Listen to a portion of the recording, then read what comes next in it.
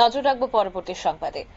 গাছ লাগান প্রাণ বাঁচান। আজ 5 জুন বিশ্ব পরিবেশ দিবসকে সামনে রেখে এবারে গোমতী জেলা হাসপাতালে সকল চিকিৎসকরা গোমতী জেলা হাসপাতাল চত্বরে বৃক্ষরোপণ করেন। পাশাপাশি সকলে মিলে এক সুন্দর নির্মল ও পরিবেশ বান্ধব পৃথিবী নির্মাণের সংকল্প নেন বৃক্ষরোপণের মধ্য দিয়ে। এবং এই বৃক্ষরোপণ কর্মসূচিতে উপস্থিত ছিলেন গোমতী জেলা হাসপাতালের মেডিকেল সুপার ডক্টর কাজল দাস, বিশিষ্ট চিকিৎসক বিশ্বজিৎ পাল সহ হাসপাতালের অন্যান্য চিকিৎসকরা এবং কর্মীরা। এবং ঠিক সেই জায়গা থেকে মেডিকেল সুপার ডক্টর কাজল দাস কি বার্তা দিয়েছেন শুনবো। আজকে আমাদের গোমতী জেলা হাসপাতালের পক্ষ থেকে আমাদের সমস্ত চিকিৎসক নার্সিং কর্মীরা মিলে আমরা 50টা বৃক্ষরোপণ করছি। আমাদের উদ্দেশ্য একটাই, পরিবেশ নির্মল হোক, পরিবেশ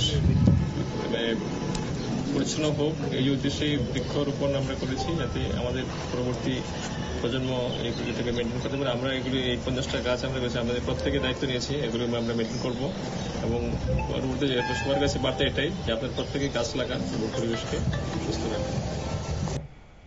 আপনারা শুনলেন মেডিকেল সুপার ডক্টর কাজল দাসের বক্তব্য। গোমতী জেলা হাসপাতালে চিকিৎসক সেবিকা এবং চিকিৎসা কর্মীদের উপস্থিতিতে কিন্তু বৃক্ষরোপণ কর্মসূচিটি গ্রহণ করা হয়েছে। এবং তার বক্তব্যে অর্থাৎ ডক্টর কাজল দাস তার বক্তব্যে কিন্তু স্পষ্টভাবে বলেছেন প্রতিনিয়ত হোক বৃক্ষরোপণ কর্মসূচি। শুধু আজকের দিনই নয়, বাকি বছরের 364টি দিন যদি আমরা ঠিকভাবে আমরা প্রকৃতির খেয়াল রাখতে পারি, তাহলে অদূর ভবিষ্যতে আমরাও ভালো থাকবো বলেই কিন্তু আমাদের আশা। নিয়ে নেব ছোট্ট একটা বিজ্ঞাপন বিরতির সঙ্গে থাকুন।